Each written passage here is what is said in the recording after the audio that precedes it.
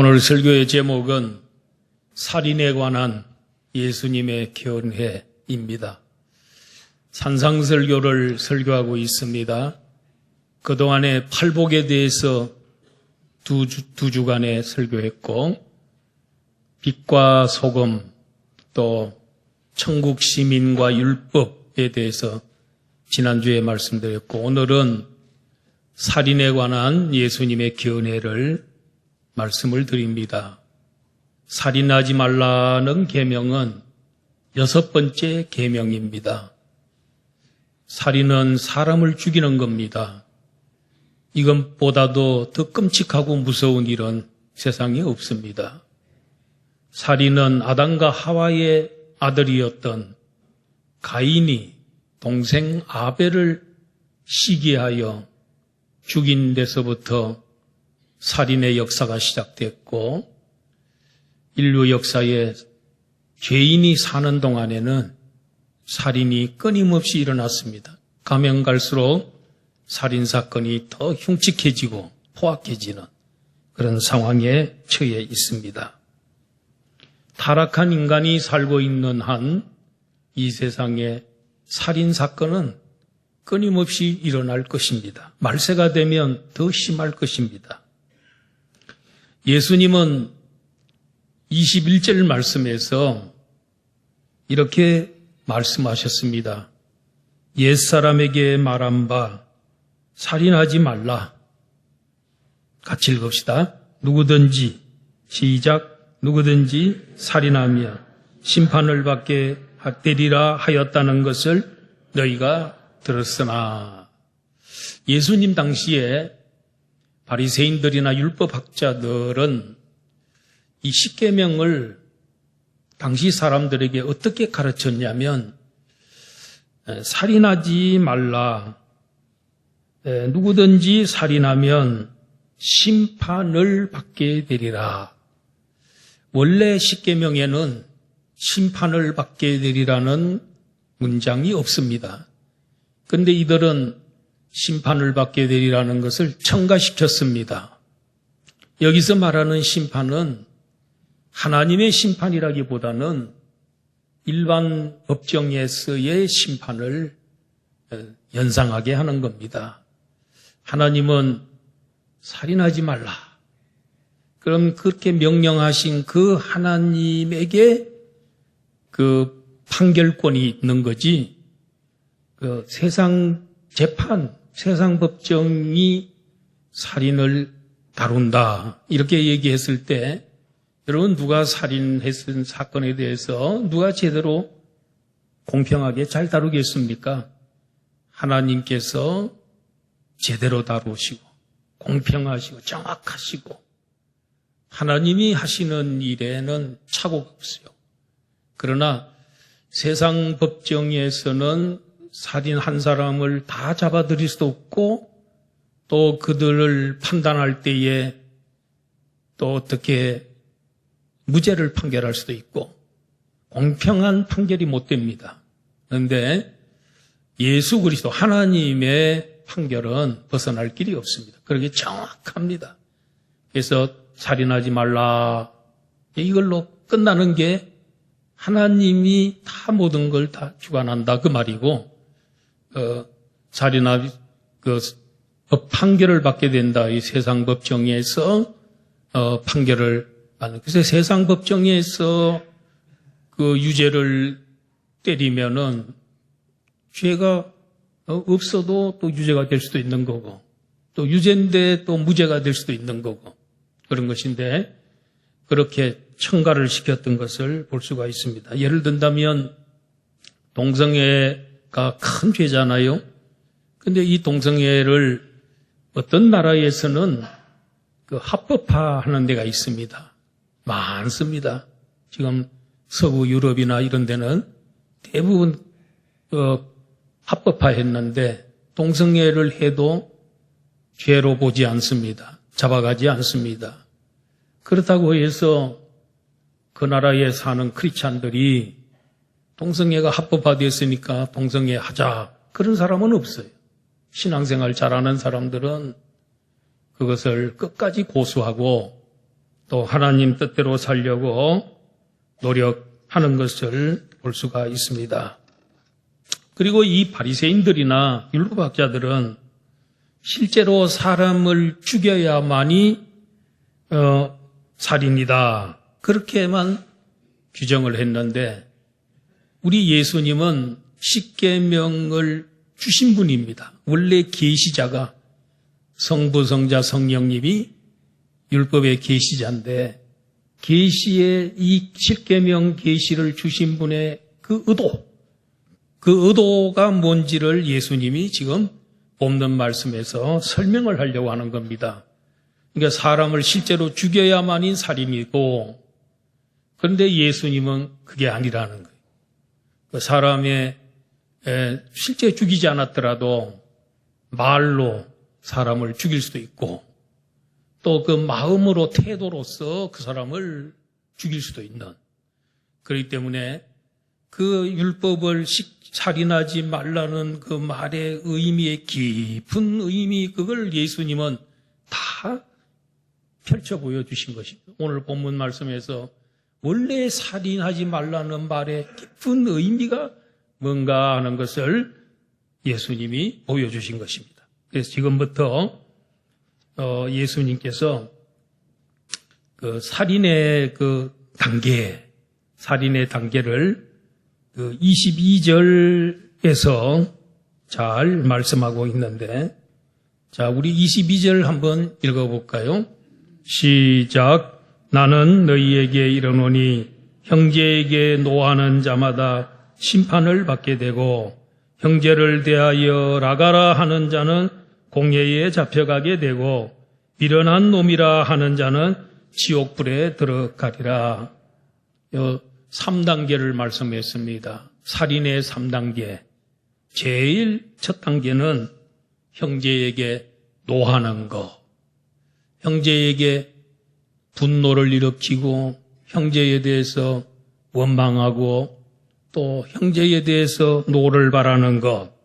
이것도 심판을 받게 된다. 살인 중에 하나라고 예수님은 정의를 하고 있습니다. 성경에 보면은 남을 미워하는 것은 이미 살인한 것이다. 남을 미워하는 것은 이미 살인한 것이라 그랬어요. 그러니 우리들도 얼마나 많이 분노하고 우리가 남을 얼마나 많이 미워합니까? 여기서 말하는 노는 의분을 얘기하는 거 아닙니다. 우리 예수님도 의분은 있으셨죠. 예루살렘 성전에 들어갔더니 짐승을 팔아서 돈을 벌고 또 환전을 해주고 수익을 남기고 그래서 만민이 기도해야 될 성전이 이 도적의 소굴이 되고 강도의 소굴이 되게 만들었을 때 예수님께서 노건으로 채찍을 만드셔서 짐승들을 다 성전에서 쫓아내고 비둘기 파는 사람들의 상을 엎어버리고 또 환전하는 사람들의 상을 엎으시고 그들을 다 쫓아내고 우리 하나님 아버지 집은 만민이 기도하는 집을 강도의 소굴로 만들었다 하시면서 예수님 의분을 일으키셨어요. 그리고 때로 예수님은 그 바리새인들이나 사두개인이나 이런 사람들 향하여 이 외식자는 외식하는 자들아 하면서 얼마나 주님께서 분노하시고 너희들에게 화가 있을지어다 그렇게 하지 않았습니까? 이런 건 의분입니다. 이건 죄가 아닙니다.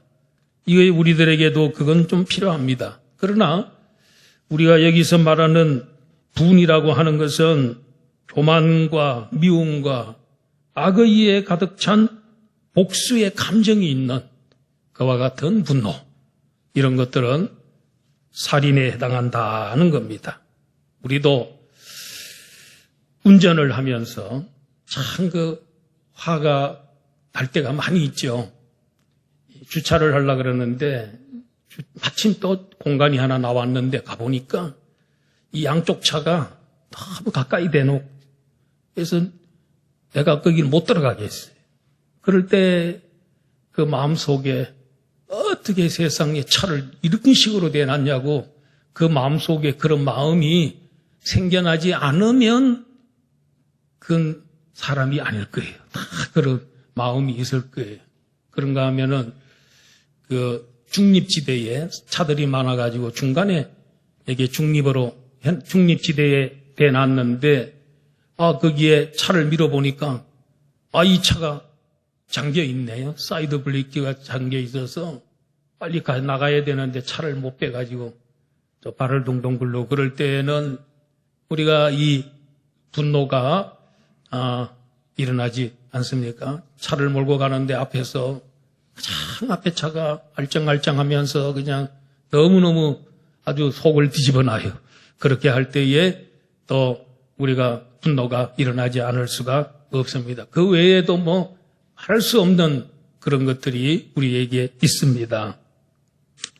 그런데 또 역지사지로 나도 가끔 운전할 때 실수해가지고 상대방이 나에게 크락션을 누르고 그렇게 소리를 지르고 갈 때도 있지 않습니까? 그러니까 우리가 남에게 피해를 주기도 하고 또 내가 남에게 피해를 주는 경우도 많이 있다는 것입니다. 그래서 우리는 이 분노할 때가 참 많이 있습니다. 가정에서 이 남편과 아내 사이에 최고 분노가 많이 일어나는 것 같아요. 아무것도 아닌 일 가지고 서로 화내고 다투고 그럴 때가 오늘도 아마 여러분들이 다투고 오신 분 여기 계실 수 있어요. 그 분노는 미움이라는 거예요. 살인이라는 거예요. 그래서 노를 형제에게 노하는 자마다 심판을 받게 된다는 것입니다. 우리나라는 지금 너무 국민들이 점점 거칠어져 가고 그래서 극단적인 상황을 맞이할 때가 많습니다. 사랑하고 이해해 주는 너그러운 마음이 거의 없어지고 있는 것 같습니다. 미움과 분노로 가득합니다. 정치가 그렇게 만드는 거 있는 것 같습니다.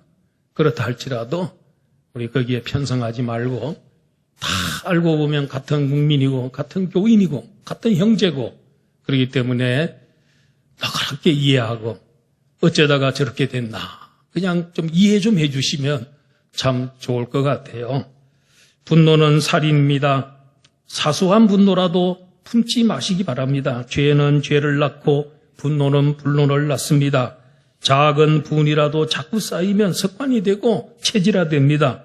공연히 화를 내고 소리 지르고 살기등등하고 오기등등한 눈으로 사람을 대할 때가 있다는 것입니다. 우리는 내가 분노를 폭발하기보다는 하나님의 공의를 믿어야 합니다.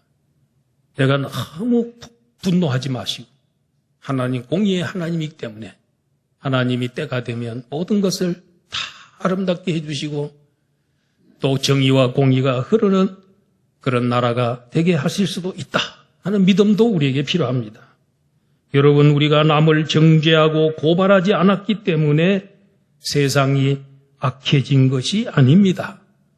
우리가 의롭게 살지 못했기 때문에 악해진 것입니다. 우리가 세상의 빛과 소금의 역할만 잘 감당한다면 우리가 속해 있는 그 지역이 평화로운 지역이 될 것입니다. 형제에 대해서 노하는 자마다 하나님의 심판을 받게 됩니다. 예수님이 다메섹으로 교인들을 붙잡아서 체포하기 위해서 가던 사울이라는 청년을 다메섹 길가에서 만나 주십니다. 빛 가운데 나타나셔서 그의 길을 가로막으면서 사울아 사울아 내가 어찌하여 나를 박해하느냐 하면서 예수님 사울을 만나줍니다. 이 사울은 사람도 죽이고 그리고 교회를 박해하는데 앞장서고 예수 그리스도를 대적했던 그런 인물입니다. 원수 아닙니까? 그러면 예수님께서 그를 한 방에 쳐서 쓰러뜨려야지요. 그런데 우리 예수님 그러지 아니하고 그를 향하여 사울아 사울아 네가 어찌하여 나를 박해하느냐 다정하게 주님이 그를 부르시면서 그를 접근해 갔습니다. 꼬그라졌습니다. 그래서 당신은 누구냐고 물었을 때에 나는 너가 박해하는 나사렛 예수다 라고 말합니다. 그날 주님께서 바울을 자기의 종으로 삼고 사도로 삼으시고 은혜를 베풀어 용서해 주시고 긍휼을 베풀었습니다. 그래서 그는 그 은혜가 너무 고마워가지고 우리 기독교 역사상의 최고의 인물이 된 것입니다. 우리 주님의 용서하심, 은혜 베푸심, 긍휼하심을 입고 그가 그런 인물이 된 것입니다. 우리가 가끔 드라마에 보면은 태교왕건이라는 드라마가 있는데 그게 보면은 참 그 감동적인 장면이 나옵니다. 견훤이라는 사람이, 물론 나중에 백제를 건국했죠.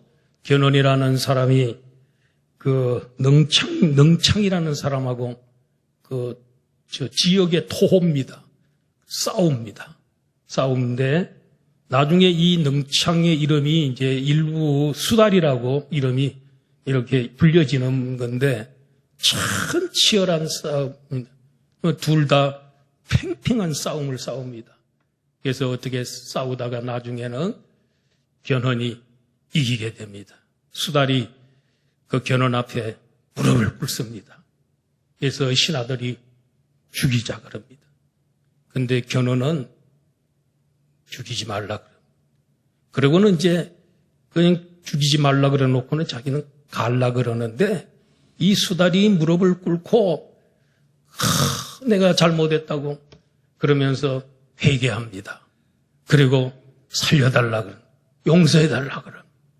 그러니까 다시 돌아와가지고 그를 일으켜 세우면서 끼안아주고 그래서 나중에 이 수달이 견훤이 백제를 세우고 이렇게 할 때에 큰 일을 감당하는 그런 유능한 장군입니다. 그런 장군이 됩니다. 그래서 예수님하고 비슷하다는 생각이 듭니다. 그 원수를 처단하지 아니하고 기회를 주고 그래서 자기의 신복으로 삼고 수달이 충성스럽게 견훤을 도와가지고 견훤이 백제를 이룬 거 아니겠습니까, 여러분? 이런 용서함이 필요하다는 것입니다. 분노가 모든 것을 해결하는 게 아니라는 것입니다. 사랑을 베풀고 사랑으로 녹이고 그래서 자기의 신복으로 삼고 이런 것도 필요합니다. 두 번째로는 형제에 대해서 라가라 하는 것도 살인이라는 것입니다. 라가라는 것은 이건 욕인데 히브리인들의 욕입니다. 무능한 놈, 바보, 쓸데없는 놈, 혹은 머리가 텅 비어있는 놈 이런 뜻이라고 합니다. 이게 라가라는 욕설은 남을 경멸하고 멸시하는 욕입니다. 사람의 마음속에 분노로 가득하면 처음에 그 다음에 뭘로 발전하냐면 말로 다른 사람을 경멸하고 저주하고 라가라 그러고 그렇게 발전합니다. 그래서 이렇게 형제를 향해서 경히 여기고 무시하는 사람마다 그는 재판을 받게 된다고 예수님은 말씀하셨습니다. 자, 시편 140편 3절 말씀 봅니다. 다 같이 시작. 뱀같이 그 혀를 날카롭게 하니 그 입술 아래에는 독사의 독이 있나이다. 똑같은 말이라도 다른 사람의 심장을 갈기갈기 찢어놓는 경우가 있습니다. 이는 다 위험한 성품을 가지고 있기 때문에 그런 것입니다. 어느 날 예수님이 여리고를 지나가게 됐습니다. 예수님이 지나간다는 소식을 듣고 동네 사람들이 다 나왔습니다.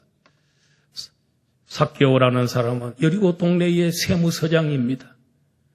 내 일평생에 오늘 기회를 놓치면 안 된다. 나사렛 예수 한번 만났으면 좋겠다. 와봤지만 사람들이 너무 많아서 키가 작아서 볼 수가 없어서 돌감람 나무 위에 올라갔습니다. 근데 예수님이 지나가던 예수님이 그 나무 밑으로 오시더니 삭개오야 내려와라.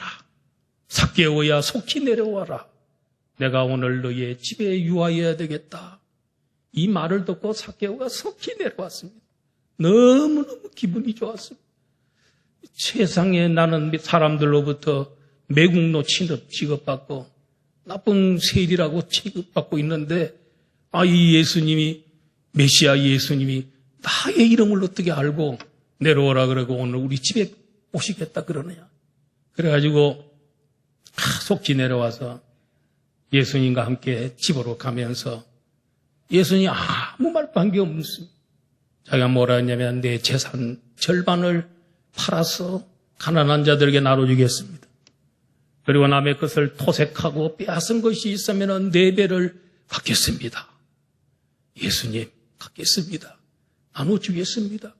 말 안 했어요. 그런데 지난날에 자기가 지은 죄 이런 것들을 자기 스스로 다 뉘우치고 회개합니다. 그리고 예수님 뭐라 그럽니까? 이 집에 오늘 구원이 임했다. 오늘 이 집에 구원이 임했다. 너의 집에 구원이 임했다. 너도 아브라함의 자손이다. 이렇게 선언해 주신 것을 볼 수가 있습니다. 우리 예수님 이해해 주시고 또 그 회개할 때에 그를 주님께서 영접하고 그의 집에 가서 그와 교제를 나누신 것을 볼 수가 있습니다. 세 번째로는 남을 미련한 놈이라 하는 자도 살인이라 그랬습니다. 이렇게 보세요. 남에게 분노하는 거 1단계, 2단계는 뭐겠습니까? 다른 사람을 라가라 하면서 욕하는 거. 마지막 3단계는 뭐냐? 미련한 놈이다. 이렇게 단정하는 거. 그런 사람은 지옥에 간다. 그랬습니다. 하나님의 섭리와 뜻이 있어서 창조된 형제를 향하여 하나님 앞에 가치 없는 놈이라고 정오하고 욕하면 그것은 하나님에 대한 선전포고입니다. 그를 창조하시고 만드신 하나님에 대한 도전입니다. 저 어리석은 저런 인간을 하나님이 지으셨나? 어떻게 저런 인간을 하나님이 지었나? 이것도 하나님에 대한 도전인 것입니다. 유명한 화가가 그림을 그려놓고 이제 전시회를 하는데 관람하러 왔던 사람이 쭉 둘러보더니 세상에 이것도 그림이라고 그렸나? 근데 마침 그 세계적인 화가가 옆에 서 있는데 그것도 모르고 이걸 그림이라고 그렸냐?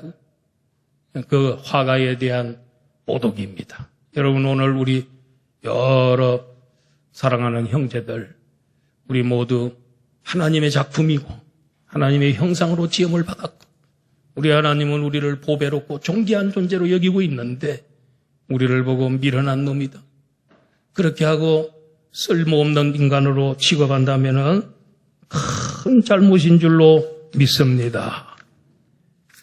그래서 우리 주변에 몹시도 못마땅한 사람이 있거든. 그 사람을 바라보면서 이렇게 소리치시기를 바랍니다. 저 인간도 하나님이 만든 작품이구나. 따라서 저 인간도 하나님이 만든 작품이네. 그렇게 생각하고 존귀하게 여기기를 축원합니다. 한 번은 예수님께 아침이었는데 사람들이 오른손에는 돌멩이를 들고 왼손에는 한 여인의 머리카락을 붙잡고 질질 끌고 예수님께로 왔습니다. 예수님, 이 여자가 현장에서 간음을 하다 잡혔습니다. 율법에 의하면 돌로 쳐 죽이라 그랬는데 선생님은 뭐라고 얘기할 겁니까? 예수님이 만약에 쳐버려라 그러면 사랑 없는 예수님 되고 치지 말라 그러면 율법 어긴 게 되고 진퇴양난이죠. 그때 예수님 뭐라 했습니까? 땅에 글을 쓰시면서 그 감정을 좀 누그러뜨리는 시간을 좀 벌시고 너희들 중에 누구든지 죄 없는 자가 이 여인을 쳐라. 먼저 쳐라. 그랬더니 죄 없는 사람 어디 있어? 다 양심의 가책을 받고 겉으로는 죄 없는 것 같고 의인인 것 같이 보이지만 돌멩이들 다 떨어뜨리고는 다 가고 마지막에 여인만 남았습니다. 여인아, 사람들이 있느냐 없느냐? 없습니다. 여인아, 나도 너를 정죄하지 아니하노니 다시는 그런 죄를 범하지 말아라. 그리고 예수님 가셨습니다. 우리 예수님 사람을 용서해 주시고 회개하면 받아주시고 그리고 새로 만들어서 쓰시는 베드로가 예수님 모른다고 3번 부인했을 때 갈릴리 바다에 가서 옛 고기를 잡고 있을 때 예수님 새벽에 부활하신 예수님 찾아가 가지고 얘들아 고기를 많이 잡았느냐? 없습니다. 배 오른편에 그물 던져봐라. 그랬더니 153마리 큰 고기를 잡지 않았습니까? 베드로가 예수님 부인에서도 다시 고쳐서 다시 새롭게 해서 글을 쓰지 않았습니까? 이렇게 우리는 남에게 대해서 분노하고 나가라 그러고 그리고 미련한 놈이라 하고 정죄하면 그것이 살인의 단계가 된다는 거예요. 그러면 살인을 극복하는 방법은 뭘까요? 살인 극복 방법은 2가지인데 화해의 길을 모색하라는 거죠. 둘이가 서로 사이가 안 좋을 때 화해를 빨리 화해의 길을 모색하라는 것입니다. 23절에 보니까 그러므로 예물을 제단에 드리다가 거기서 내 형제에게 원망 들을 만한 일이 있거든 그것이 생각나거든 예물을 제단 앞에 두고 먼저 가서 형제와 화목하고 그 위에 와서 예물을 드리라. 이 말을 잘못 이해하면은 화해가 더 중요하고 예배는 별로 안 중요하다.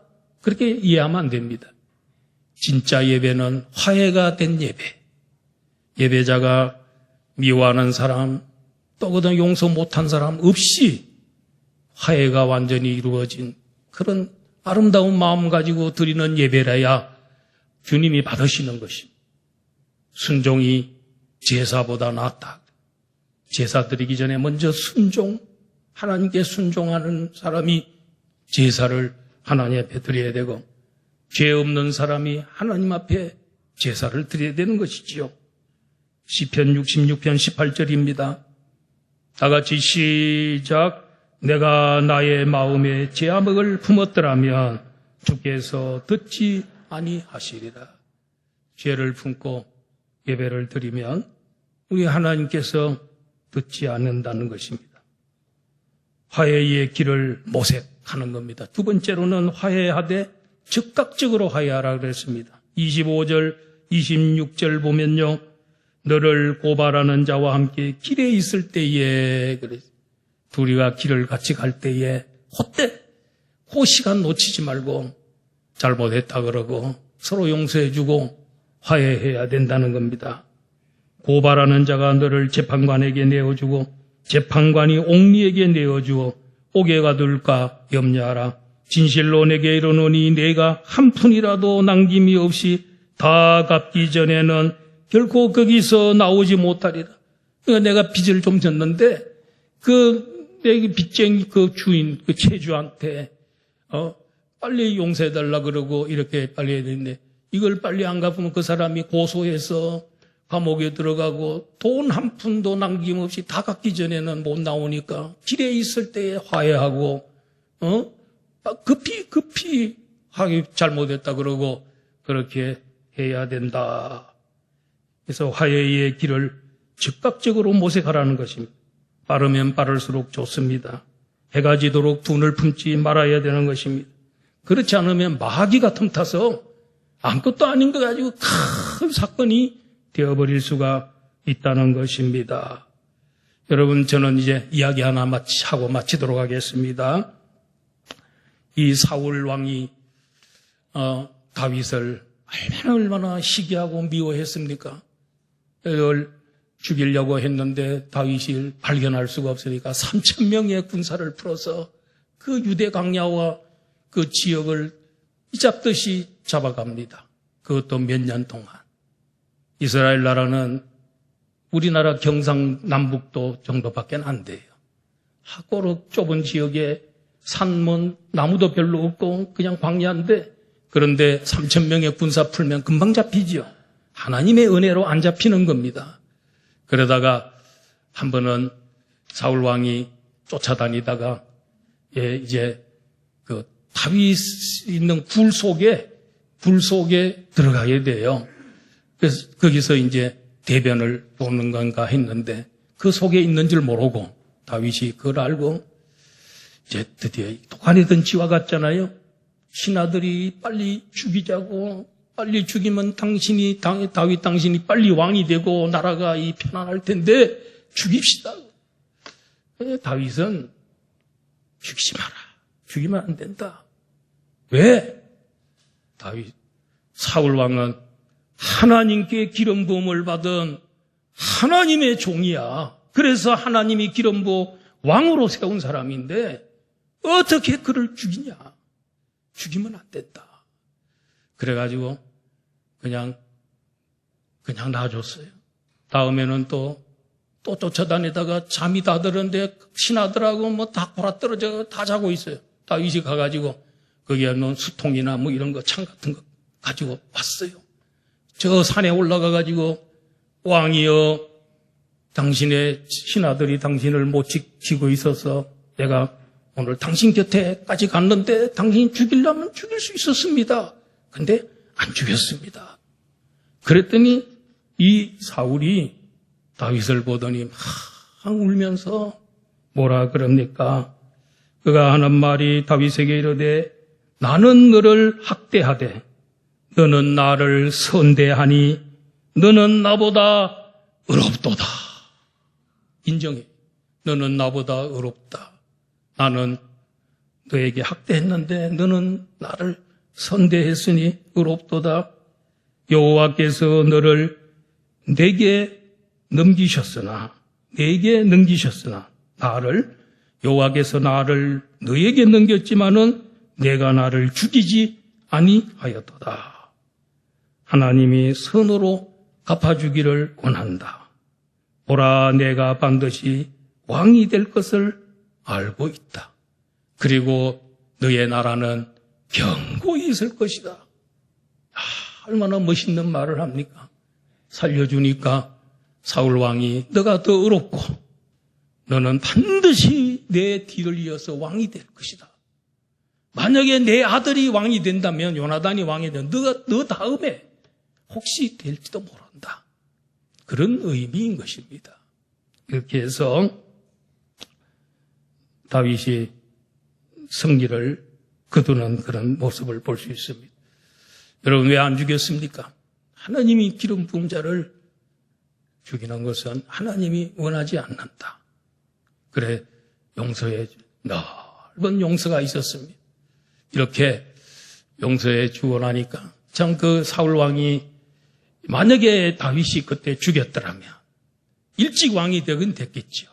근데 그 사울을 따르는 또 그 지파와 사람들이 다윗이 왕이 됐을 때 평생 원수가 돼서 전쟁이 일어났을 겁니다. 그렇게 해서 그 아름다운 놀라운 역사를 이루었습니다. 우리 살인하지 말라는 주님의 말씀을 늘 기억하면서 그 살인계명의 정신까지도 잘 지키는, 그래서 우리 안양 북구교회는 용서해주고 기다려주고 그리고 또 같이 사역하고 이런 아름다운 교회가 되도록 우리 너그러운 마음 가지고 살아가는 성도들이 되시기를 주의 이름으로 축원합니다. 아버지 하나님,